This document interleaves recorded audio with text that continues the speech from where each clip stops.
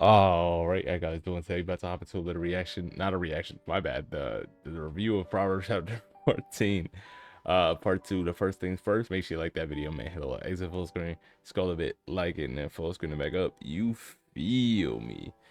So, I slipped up in the intro. I said we're doing a reaction. We're not doing a reaction. I think that's because we've been doing too many reactions, or I've been doing too many reactions, which has actually major implications in my spiritual life, as we're going to talk about in this video, because we're going to talk a little bit about backsliding, and not traditional backsliding, but a different kind of backsliding. And I think me doing the reactions has lessened my time in the Word, which has detrimentally affected my relationship with God.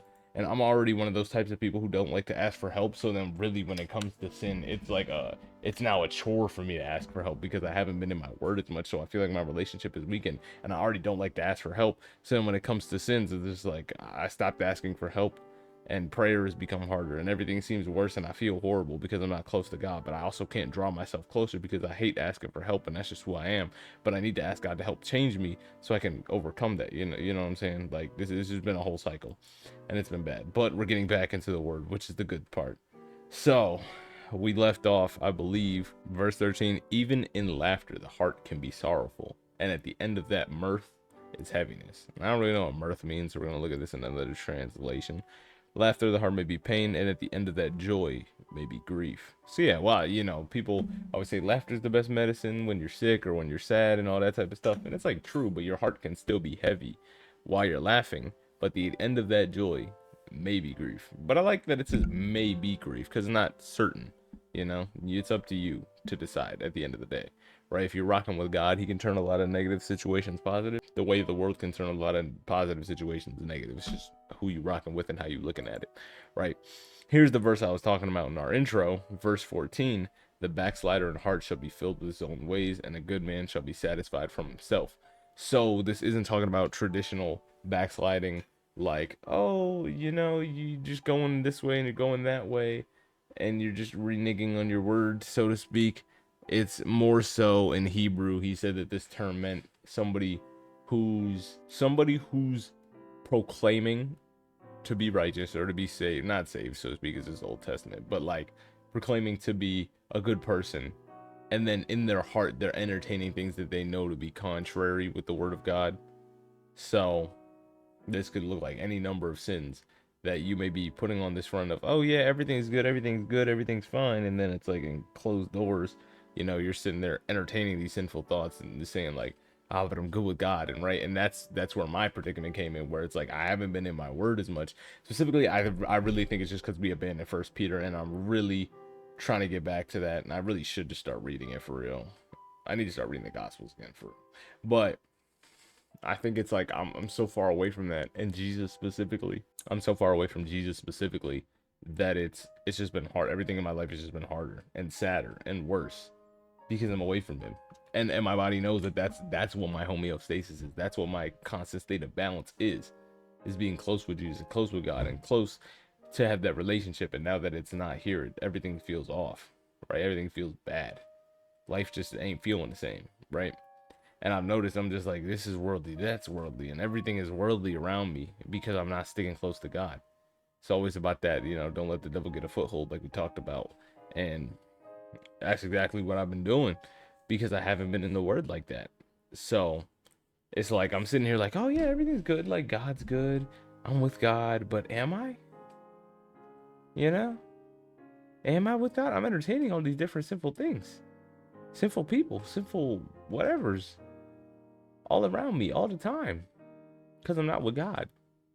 And I'm thinking everything's okay, but it's not. Some sins you're just like, oh yeah, I'm good, everything's good. You fall and you're like, well, I'm back, and then all that type of stuff. And then you're thinking to yourself, wow, I can't let that happen again because that was horrible. Like this, I don't want this happening again. This actually feels horrible. This actually feels horrible. And it's still happening. I won't say it stopped, or yeah, I won't say it stopped, but it's still happening. I need to read my word tonight. That's what needs to change. That is what needs to change. I need to read it tonight. Thank goodness. All right. We have a solution in head. I have to read it tonight. That's what's gonna happen, God willing. The simple believes every word, but the prudent man looks well into his going. So a simple man, he's tossed and turned by the wind, but a prudent man, he looks ahead. That's the man that looks ahead. He knows how everything's gonna happen, or my bad, he plans for how things can happen, and he looks ahead. A wise man fears and departs from evil, but the fool rages and is confident. That's exactly the type of thing, right? A wise man, he departs from evil. He trusts God and all that type of stuff. But a fool, he gets mad easy. He's confident. He thinks it's smooth sailing, everything's good, and he's got it, and it's just not. And they find out real quick. He that is soon angry, quick to anger, deals foolishly, and a man of wicked devices is hated. And this verse, he said he was talking about it, and he talks about it a lot with marriage counseling, not marriage counseling, before women go into the dating sphere, to watch a man's like quickness to anger. Because if you get angry quick, nothing really leads to that. And why are you getting angry so quickly? You got to be at peace, right? And if you're soon angrily, you deal foolishly. And if you're wicked, of wicked devices, you're gonna be hated, according to Solomon. And that's a fair point, right? A lot of women and men, they don't know what to look for, I think, in nowadays, right? We always talk about red flags, but the red flags aren't red flags, and the icks aren't really like red flags. They're just like, why are you hating on these things? And I saw this one girl on this one clip. She said something like, oh, if you have icks for a guy, you just didn't like him enough, because if you liked him a lot, you'd be able to look past like anything dang near, right? You'd think, oh, I can change him, whatever the case is. And I have those thoughts, because there's some things that change that you can change, or at least be willing to change, that don't matter. Like, for example, my sense of style. If you've ever seen the Pop the Balloon videos, you know them girls be like, huh, I just didn't like your fit. You can change an outfit. If you like everything else about this dude, you could change an outfit, but you just ain't like him enough, right? If you're the most handsome guy in the world to you is wearing whatever outfit, that works. Same thing like this, you can't really change how quick somebody's getting foolish angry. That's something God can fix. That's not really something us can fix in our human bodies like that. That's something God can fix down within their spirit. But I think that is like something that's a red flag for in men. And I say the same way that guys get angry quick is a red flag. Is something like if I see a girl and they curse. Like, I look at the two like the same thing. Obviously, I don't like when guys curse either, but something about a girl cursing is just like extremely weird to me personally, especially as somebody that doesn't curse. Anybody cursing is just kind of like takes me aback a little bit. A simple person inherits foolishness, but the prudent people are crowned with knowledge. The evil bows before the good, and the wicked at the gates of the righteous. The poor is hated of his own neighbor, the rich has many friends. He mentioned that people might look to this and say, well, what is this supposed to be teaching? That we're rich and to have many friends? No, it's just an observation of King Solomon. He said, the poor are hated by their own neighbors. Why? Probably because they're broke. I don't know. And the rich just has many friends. But are these friends or are these friends? You decide, right? He that despises his neighbor sins, but he that has mercy on the poor, happy is he. Do they not err that devise evil? But mercy and truth shall be to them that devise good. In all labor there is profit, but the talk of lips tendeth only to penury. I believe that means penalty, extreme. Oh no, impoverishment, brokenness. You don't want to be broke, dude.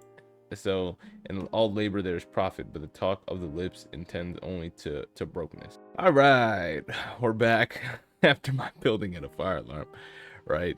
So where do we end off, right? The friends and the rich man. Just an observation, right? Rich people got a lot of friends. I don't think we ended there. We ended a bit late. Anyway, yeah. So the lips tend only to brokery. The crown of the wise is their riches, but the foolishness of fools is folly.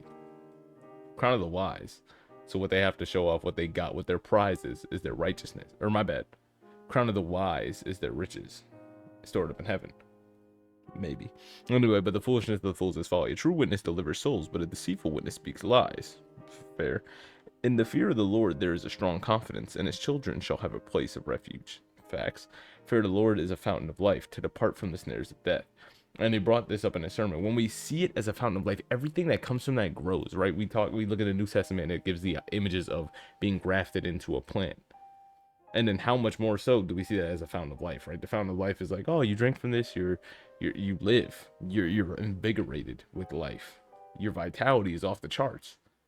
Your lust for life is crazy, and this ain't lust in a bad way. It's just like, And when we see this as a plant getting grafted in, it's this dead piece. It's been cut off from what it knew before, and it's dead technically, but it's grafted into this new plant, and the plant that's already there, and the roots and all that. It gives this new piece that has just been given into it life. This new part has been dedicated to this already existing part, and it gives it life so much so that it springs forward and becomes greater than it was before. And that's how we see the Lord as a fountain of life, and which that leads us to depart from the snares of death.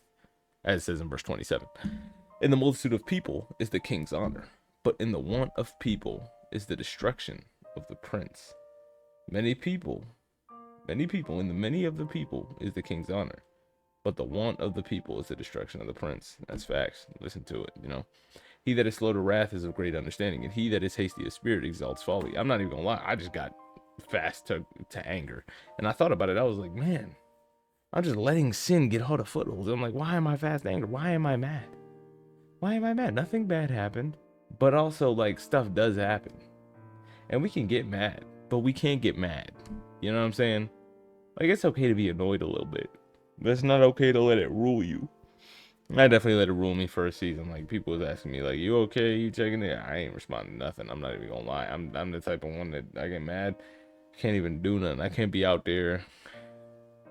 I can't do nothing when I'm mad. Like, I can't look at people. I can't. No. And yeah, yeah.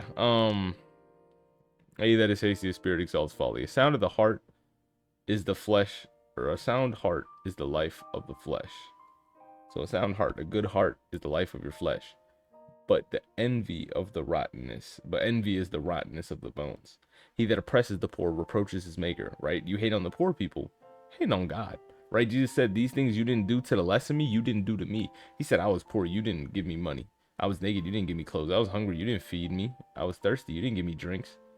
So you ain't do it to them, you ain't did it to me, right? But he that honors him hath mercy on the poor, because he honors him, i.e. God.